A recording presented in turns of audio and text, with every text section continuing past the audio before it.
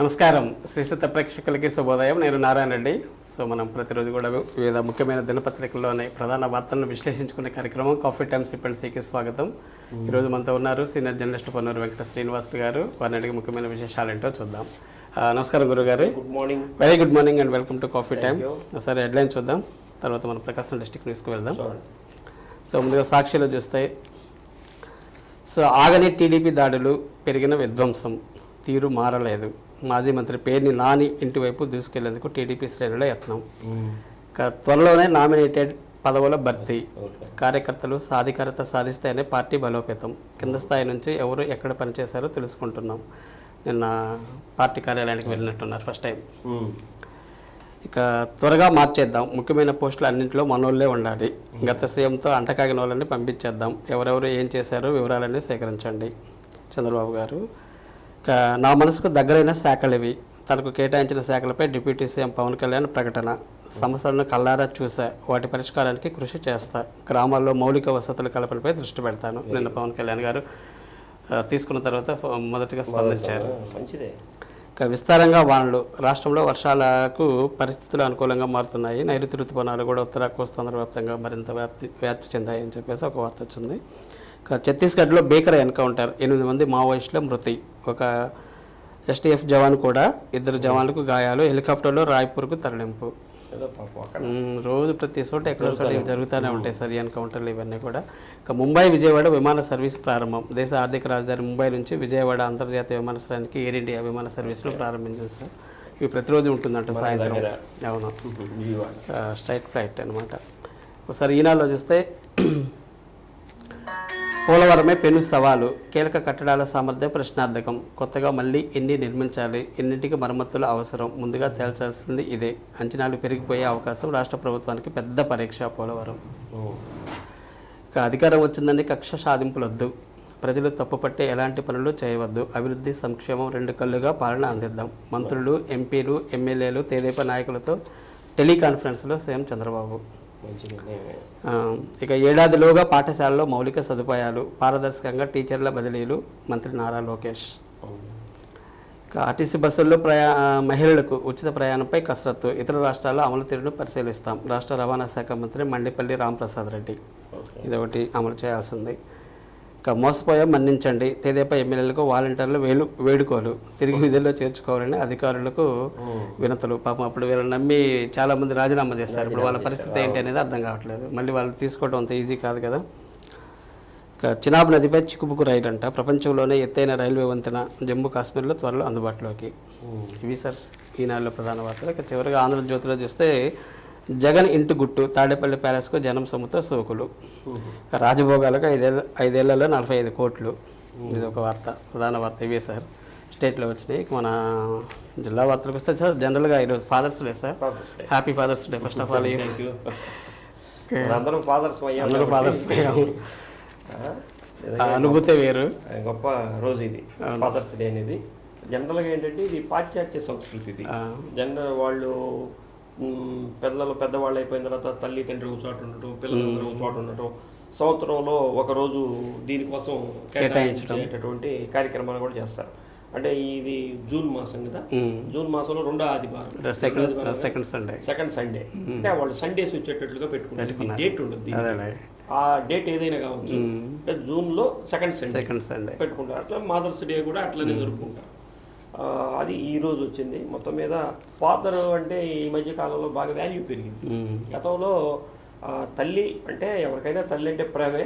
ఎందుకంటే తల్లి దగ్గరే గారాలు పోయేది, తండ్రి దగ్గర గారాలు పోలేదు, తల్లి దగ్గరే పోతారు. కాబట్టి తల్లి అంటే ప్రేమ ఎక్కువ ఉండేది. కానీ ఈ మధ్య కాలంలో తండ్రి విలువ కూడా బాగా తెలుస్తుంది. తల్లి ప్రేమ, తండ్రి బాధ్యత. ఆ ప్రేమ కూడా ఇప్పుడు అర్థం అవుతుంది. అంటే తండ్రికి ఉన్నటువంటి ప్రేమని వ్యక్తం చేయలేడు, మౌనంగా ఉంటాడు. కానీ తల్లి కంటే ఎక్కువ ప్రేమని చూపిస్తుంటాడు. ఎప్పుడు పిల్లలకి ఏం కావాలి, ఏమి చేయాలి, వాళ్ళకి ఇబ్బంది లేకుండా ఎలా చూడాలి. తను కష్టపడుతున్నా సరే ఆ కష్టాన్ని బయట కనపడకుండా వాళ్ళ సుఖం కోసం పడుతూ ఉంటాడు.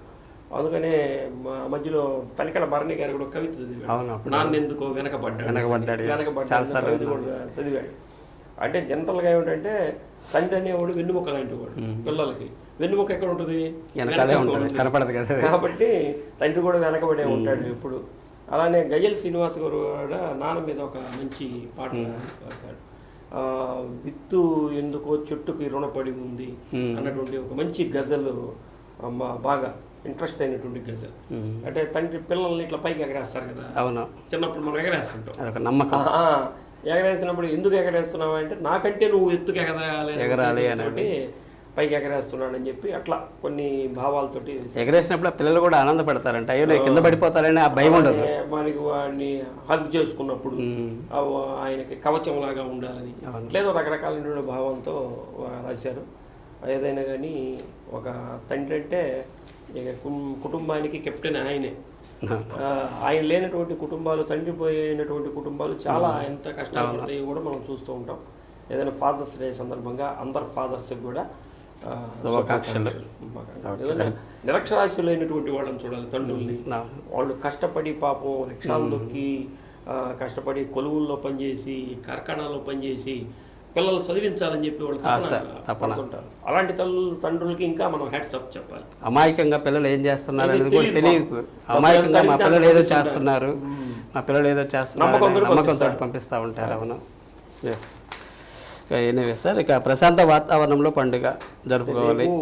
బక్రీద్ సార్, దీనికి సంబంధించి అంటే గతంలో ఉన్నటువంటి అనుభవాలు ఇవన్నీ దృష్టిలో పెట్టుకుని నిన్న జాయింట్ కలెక్టర్ గారు ముస్లింలు, హిందువులు, మత పెద్దలు, అలానే సంబంధిత శాఖ అధికారులు, పోలీస్ అధికారులు, వీళ్ళందరితో కూడా ట్రాన్స్పోర్ట్ అధికారులు, వీళ్ళందరితో కూడా సమావేశం నిర్వహించారు. ఎవరి మనోభావాలు దెబ్బతినకుండా పండగని శాంతియుత వాతావరణంలో జరుపుకోవాలని చెప్పి వారు కోరటం జరిగింది. అందరూ కూడా దీనికి మేము సహకరిస్తామని అని చెప్పి కూడా చెప్పారు. కాబట్టి ఈ జిల్లాలో ఉన్నటువంటి అధికారులు అంటే ముఖ్యంగా ఈ ట్రాన్స్పోర్ట్ చేస్తుంటారు కొన్ని ఈ ఆవుల్ని ఇట్లాంటి వాటిని ఆవును అమ్మినా కూడా నేరమేనట, అమ్మేవాళ్ళు కూడా నేరస్తుల కింద లెక్కే, కానీ దాన్ని ట్రాన్స్పోర్ట్ తీసుకెళ్లే వాళ్ళు కూడా నేరం కింద లెక్కే. కాబట్టి వాళ్ళందరినీ కూడా నిన్న వాళ్ళందరితో కూడా స్పెషల్గా చెక్ పోస్టులు కూడా ఏర్పాటు చేశారు. ప్లస్ దీనికి 24 hours పనిచేసే విధంగా సెల్ నెంబర్లు కూడా ఇచ్చారు. కాబట్టి ఏదైనా ఉంటే ఈ సెల్ నెంబర్స్కి ఫోన్ చేయమన్నారు. కాబట్టి అందరూ ఈ భక్తిపూర్వకంగా ప్రశాంత వాతావరణం జేసీ గారు కోరుతున్నారు. నడి సంద్రాన ఆశలు అవ్వాలంటారు. అంటే 61 రోజు సంవత్సరంలో వేట నిషేధం జరిగింది కదా, చేప పెట్టేటటువంటి సమయంలో అది మొన్నటితో అయిపోయింది. నిన్న చేపల వేటకి నిన్న ఉదయాన్నే అనుమతించారు. నిన్న ఉదయాన్నే వెళ్ళిపోయారు. సూర్యోదయం వేళ ఈ పడవలు కట్టుకొని సముద్రంలోకి వెళ్ళారు. చేపలు కొడుతుండే మంచి ఫ్రెష్ చేపలు కూడా చాలా బాగుంది, పండినట్టు ఉన్నాయి. అంటే 61 రోజు పాటు ఈ పడవలు, వలలు ఏదైతే ఉందో సముద్రం కూడా బోసిపోయినట్లు కనిపించింది. ఆ సముద్రంలో కూడా ఈ పడవలో వెళ్తుంటేనే అదొక రకమైన అందం. సముద్రానికి కూడా ఆనందమే, సన్సెట్ అప్పుడు కానీ సన్ రైజ్ అప్పుడు కానీ సముద్రానికి కూడా ఆనందమే. వీళ్ళు పల్లెకారులు వీళ్ళు వెళ్ళి అక్కడ దాని మీద స్వారీ చేస్తుంటే సముద్రానికి ఎదురు వెళ్తారు కదా, నాకు ఎదురెళ్ళే వాళ్ళు కూడా ఉన్నారని చెప్పి సముద్రం కూడా ఆనందపడేటటువంటి సందర్భం. మనకి ఒక కొత్తపట్నం పరిధిలోని 826 పడవలు ఉన్నాయి. వాళ్ళందరూ కూడా నిన్న పడవలతోటి వెళ్ళి వేటని కొనసాగించారు. ఏదైనా సరే రాబోయేటటువంటి రోజుల్లో వాళ్ళకు కూడా మంచి రోజులు రావాలి, చేపలు పట్టడం, వాళ్ళ జీవితాలు కూడా బాగుండాలని ఆశిద్దాం. ఇంకా బ్యాంకు ఖాతాకు ఆధార్ షేడింగ్ సార్, ఇది ఎప్పుడో జరిగిపోయింది. విద్యార్థులకు సంబంధించి అంటే అందరు విద్యార్థులు కాదు, ఇదేదో national means come merit scholarship కావాలనుకునే వాళ్ళకి పొందినటువంటి వాళ్ళు, అంటే ఆ పరీక్షలో పాస్ అయినటువంటి వాళ్ళు, వాళ్ళకి ఆ స్కాలర్షిప్ రావాలంటే ఆధార్ కార్డుని అనుసంధానం చేయాలంటే బ్యాంకులకి. చాలా మంది దానికి అనుసంధానం చేయలేదు. అట్లా 2019, 20, 21, 22 సంవత్సరాల్లో దానికి సెలెక్ట్ అయిన వాళ్ళకి డబ్బులు రాలేదు. ఇంకా 4 సంవత్సరాల నుంచి పెండింగ్ లో ఉన్నాయి. ఏ సంవత్సరాలకు ఆ సంవత్సరాలు ఇంకా పెండింగ్ లో ఉన్నాయి. కాబట్టి దీన్ని ఏంటని గుర్తిస్తే ఆధార్ అనుసంధానం కాదు, తప్పనిసరిగా దీన్ని ఆధార్ అనుసంధానం చేసుకునే అవకాశాన్ని కూడా కల్పించారు. ఇప్పుడు కానీ చేసుకున్నారనుకోండి, అప్పుడు 4 సంవత్సరాల నుంచి వీళ్ళకి అనేక రావాల్సినటువంటి ఇవి కూడా వస్తాయి. ఇది బాధ్యత మటుకు తల్లిదండ్రులు తీసుకోవాలి, విద్యార్థులే తీసుకోవాలి. తీసుకొని వెంటనే చేయించి దానికి సంబంధించినటువంటి ఏదో వస్తుంది, ఫామ్ కూడా వస్తుంది, అనుసంధానం చేసింది. అది వాళ్ళ మెరిట్ సర్టిఫికెట్, బ్యాంక్ పాస్బుక్, విద్యార్థి లాగిన్ అయినటువంటి స్టేట్మెంట్ ప్రింట్, ఇవన్నీ తీసుకొని కనుక సంబంధిత ఏదో ఉంటుంది కదా వాళ్ళ ఎడ్యుకేషన్ ఇన్స్టిట్యూషన్, వాళ్ళకి కనుక పంపిస్తే వెంటనే వాళ్ళ ఖాతాల్లో ఆ మెరిట్ ప్రాసెస్ స్టార్ట్ చేస్తారు. అది చేసుకోమని చెప్తున్నారు. ఇక మగ్గం వర్క్లో ఉచిత శిక్షణ sir RUDSET. RUDSET అంటే నిన్న మనం కుట్టు మిషన్లు కూడా చెప్పుకున్నాం. ఓకే. ఇక్కడ ఎండ్లూరు డొంక దగ్గర మహిళా కేంద్రం ఉంటుంది. అక్కడ వాళ్ళు కుట్టు మిషన్లో లేడీస్కి ఇస్తున్నారు. ఇప్పుడు ఇక్కడ మనకి రూట్ సెట్లో ఏమో మగ్గం వర్క్ బాగా డిమాండ్ పెరిగింది, చాలా డిమాండ్ ఉంది సార్. దానికి సంబంధించి ఓన్లీ ఫర్ లేడీస్.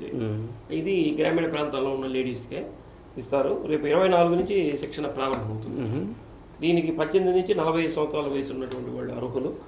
కాబట్టి ఎవరైనా దీన్ని అప్లై చేసుకునే వాళ్ళు ఉంటే ఆ రూట్ సెట్ భాగ్యనగర్లో ఉంది కాబట్టి అక్కడ వెళ్ళి అప్లై చేసుకోవచ్చు. దానికి సంబంధించినటువంటి సెల్ నెంబర్ కూడా ఇచ్చారు. సెల్ నెంబర్ల ద్వారా అయినా సరే వాళ్ళు కాంటాక్ట్ కావచ్చు. ఏదైనా మన డౌట్స్ ఉంటే క్లారిఫై చేస్తారు. ఇవన్నీ బయట నేర్చుకోవాలంటే వేల కొలది ఖర్చు అవుతుంది, చాలా ఖర్చు అవుతుంది. కంప్లీట్గా ఫుడ్ అన్ని ఫ్రీగా ఉచితంగా కాబట్టి. ఓకే. లోన్ కూడా ఇప్పిస్తారు మళ్ళీ. అవును. వీళ్ళు ఏదైనా స్వయంగా పెట్టుకుంటా ఉంటే దానికి యూనిట్ కాస్ట్ అదంతా ఎస్టిమేషన్ వేసి ఇస్తే వాళ్ళు లోన్ కూడా ఇప్పిస్తారు. అవును. ఓకే సార్, మరి కొన్ని వార్తలు చూస్తాం. చిన్న బ్రేక్ తీసుకుందాం. సో కాఫీ టైంలో సిపెట్సీలో ఒక చిన్న విరామం. Stay tune. Welcome back. Sir, కార్మికులకు న్యాయం చేయాలి. ఇది కార్మిక సంఘాలు ఏయుటీసీ ఆధ్వర్యంలో నిన్న ఒక ప్రెస్ మీట్ పెట్టారు. ఈ ఎలక్షన్ సమయంలో ఇప్పుడు వచ్చినటువంటి కూటమి కార్మికులకి వాళ్ళ సమస్యలు పరిష్కరిస్తామని, వాళ్ళకి వేతనాలు పెంచుతామని చెప్పి హామీలు ఇచ్చారట. అవి వెంటనే పరిష్కరిస్తారని చెప్పి వెంటనే వీళ్ళు బయటకు వచ్చారు. అప్పుడే వాళ్ళు బాధ్యతలు స్వీకరించారు. పడాలి కదా 4 రోజులు నెలైనా వాళ్ళకి వ్యవధి ఇవ్వాలి. అయినా కానీ వీళ్ళు కార్మికులు ఇప్పటి నుంచి డిమాండ్ చేస్తే అప్పటికి అవుద్దని వీళ్ళ ఉద్దేశమేమో. మొత్తం మీద ఆ ఎన్నికల సందర్భంలో ఇచ్చినటువంటి వాగ్దానాలను నెరవేర్చాలని చెప్పి ఏయుటీసీ నాయకులు డిమాండ్ చేస్తున్నారు. అంగన్వాడీలకు కనీస వేతనం 26,000 ఇవ్వాలి. ఈ అంగన్వాడీలది కూడా ప్రభావితం కూడా చూపించినట్టుంది. ఇప్పుడు 26,000 వాళ్ళ కనీస వేతనం ఇవ్వాలని చెప్పి కూడా చేస్తున్నారు. 2019 నుంచి పనిచేస్తున్న కార్మికులని తొలగించేటటువంటి ప్రయత్నం గత ప్రభుత్వం చేసిందట. కాబట్టి అది కూడా నిలుపుదల చేయాలని చెప్పి డిమాండ్ చేస్తున్నారు. మొత్తం మీద కార్మికులకు సంక్షేమం కోసం ఈ ప్రభుత్వం కృషి చేయాలని చెప్పి ఆకాంక్షించారు. ఇక కర్నూలు రోడ్లో సమస్యలు పరిష్కరించాలి. మనకి అదేక మన కర్నూలు రోడ్డు అంటే ఈ కర్నూలు రోడ్డు డెవలప్మెంట్ అసోసియేషన్ అని చెప్పి Kurnool road shop owners association దీనికి సంబంధించింది ఉంది. దీనికి అధ్యక్షుడు సిసికేర్ లక్ష్మణ్ కుమార్ రెడ్డి గారు, ఈ ప్రధాన కార్యదర్శి ఏమో మారెల సుబ్బారావు గారు వీళ్ళు ఉన్నారు. నిన్న వాళ్ళు ఏదో సమావేశం పెట్టారు. వర్షం వస్తే కర్నూలు రోడ్డు అంతా మునిగిపోతుంది కాబట్టి దీనికి ఆ కాలువలు అన్ని బాగా చేయించడం, అలానే పెద్ద పెద్ద మాల్స్ పెద్ద షోరూమ్లన్నీ మనకి కర్నూలు రోడ్లో వచ్చినాయి. కాబట్టి ట్రాఫిక్ నియంత్రణ కూడా ఒక ప్రత్యేకమైనటువంటి చర్యలు తీసుకోవాలి. ఈ షాపు యజమానులు కూడా వాళ్ళకి సొంతగా వాళ్లే కొంత ఏర్పాట్లు కూడా చేసుకోవాలని చెప్పి వాళ్ళు చేయడం జరిగింది. దీనికి సంబంధించి ఇక్కడ నీళ్లు ఏదైతే నిలబడుతున్నాయి పోతురాజు కాలువలోకి అనుసంధానం చేసే విధంగా కాలువ మార్గాన్ని కూడా పెట్టాలని చెప్పి వాళ్ళు డిమాండ్ చేస్తున్నారు. మరి ఇన్ని రోజుల నుంచి ఏం చేస్తున్నారు? అది ఎప్పుడు నిత్యం ఉండేటటువంటిది.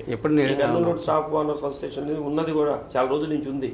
మరి ఇన్ని రోజుల నుంచి వీళ్ళు ఎందుకు దాని గురించి అడగలేదు మనకైతే తెలియదు. కానీ మొత్తం మీద ఇప్పుడైతే వచ్చి దాన్ని బాగా చేయాలని చెప్పి అడుగుతున్నారు. సార్, ప్రధానంగా ఆర్టీసీ బస్ స్టాండ్ దగ్గర, ఆర్టీసీ బస్ స్టాండ్ దగ్గర సిగ్నల్స్ దగ్గర అంటే బాగా రద్దీ ఏరియా, మెయిన్ రోడ్ ఇది. నీరు ఎక్కువ నిలబడేది సార్, అంతా నిలబడిపోతుంది.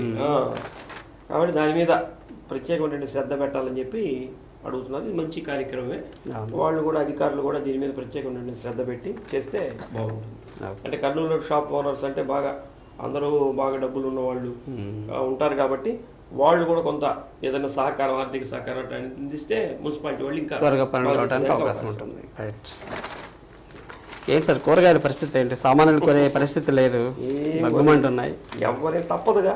ఇప్పుడు కూరగాయలు అనేది ఏదో కూర చేసుకోవాలి కాబట్టి ఆ మార్కెట్కి వెళ్ళి ఏ కూర తక్కువ ఉంటే ఆ కూర కొనుక్కుంటారు. ఏ కూర తక్కువ ఉన్న కూరగాయలే 50 రూపాయలు, ఏ కూర తక్కువ నేను బీన్స్ 210 రూపాయలు. బీన్స్ కొనకపోతే ఏం పెద్ద ఇబ్బంది ఏమి లేదు. బీన్స్ వేసుకోకపోతే అది అదనంగా వేసుకునేది. 4 రోజులు తినకపోతే వచ్చే ఇబ్బంది ఏం లేదనుకోండి. టమాటా కంపల్సరీ వేసుకోవాలి 70 రూపాయలు.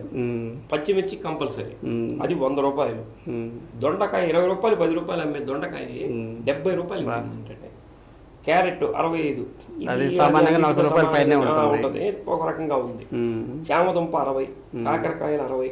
అంటే ఏది కూడా 60-70 రూపాయలకి తక్కువ లేదు. అన్ని అలానే ఉన్నాయి. కొంతలో కొంత ఆ బంగాళదుంప ఏదో 40 రూపాయలు ఉంది అది 50 రూపాయల కంటే తక్కువ ఉండేది ఆ ఒక్క ఐటమే. అదొక ఐటమే ఉంది. మొత్తం మీద కూరగాయల ధరలు అయితే హృదయానికి గాయాలు చేస్తున్నట్లు, జేబులు గాయాలు. ఆకుకూరలు అయినా కానీ ఇంతకుముందు కట్ట 5 రూపాయలు అట్లా ఉండేది సార్, ఇప్పుడు 10 రూపాయలు అయిపోయింది కట్ట. అట్లా ఇస్తున్నారు. మొత్తం మీద కొద్దిగా చూసి కొనుక్కొని కాలాన్ని గడపట్లేదు. ఆకుకూరలతో పప్పు చేసుకోవాలన్నా కానీ కేజీ 180 రూపాయలు 200 కందిపప్పు. ఈ ప్రభుత్వాలు ఈ ఉచితాలు అలవాటు చేశారు. ఇవి ఈ రేట్లన్నీ పెరుగుతుంది.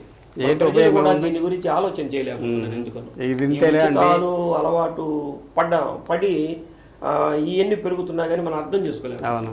కాబట్టి అసలు ఉచితాలు వద్దు అన్నటువంటి స్థితికే మనం ప్రజలే రావాలి. కొన్నిటికి సబ్సిడీ, అన్నిటికి పల్లె, కొన్నిటికి సబ్సిడీ పెట్టుకొని వాటికి కనుక ప్రభుత్వం నుంచి కనుక లబ్ధి పొందితే మంచిది. ఇప్పుడేమవుతుంది, గత ప్రభుత్వం ఏమో ఉచితాలు అని చెప్పి అనౌన్స్ చేసింది.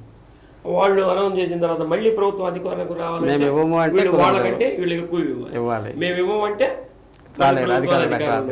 ఇటువంటి సందిగ్ధంలో ఉన్నటువంటి పరిస్థితి. చూడండి, వైసీపీ ప్రభుత్వం నిన్న జగన్మోహన్ రెడ్డి గారు ప్రెస్ మీట్ పెట్టారు. నేను అందరికీ ఆ సంక్షేమం చేశాను, అందరికీ ఇచ్చాను. ఎందుకు ఓడిపోయారు అని అంటే, ఇచ్చావు కాబట్టి ఓడిపోయారు. ఎందుకంటే నువ్వు ఎప్పుడైనా 100 రూపాయలు ఇచ్చావు అనుకోండి, ఇంకొకటి 110 రూపాయలు ఇస్తే వాడికి చెయ్యంటారు. సహజంగా మనిషి సైకాలజీ.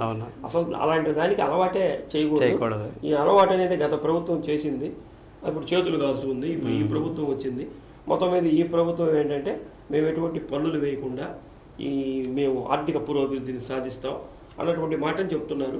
మొత్తం మీద ఇది ప్రయోగాత్మకంగా జరిగి ప్రజలకి రేట్లు పెరగకుండా చూస్తే మంచిది. ఇప్పుడు హార్టికల్చర్ డిపార్ట్మెంట్స్ ఇవన్నీ ఉంటాయి.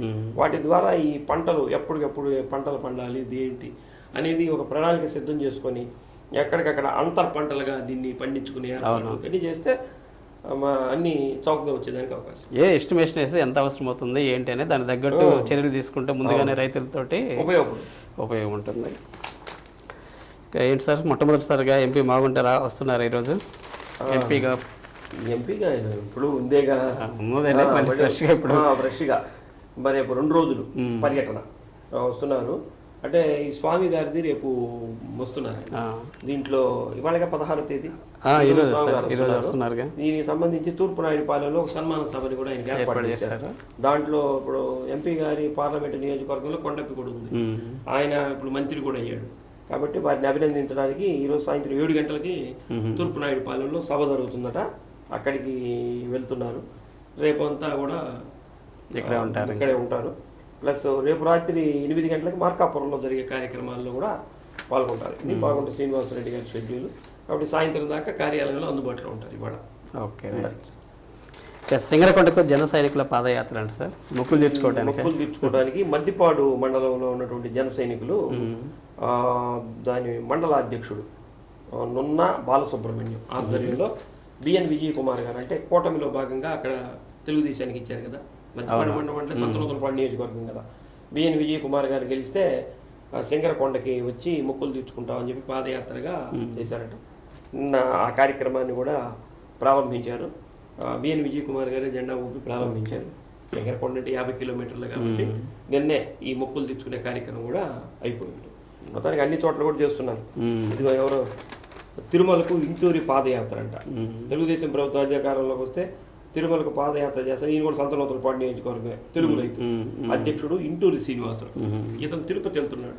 ఇది ఇంకా కొంత కష్టమైనటువంటి 7-8 రోజులు పడుతుంది తిరుపతి పాదయాత్ర అంటే, తక్కువేం కాదు.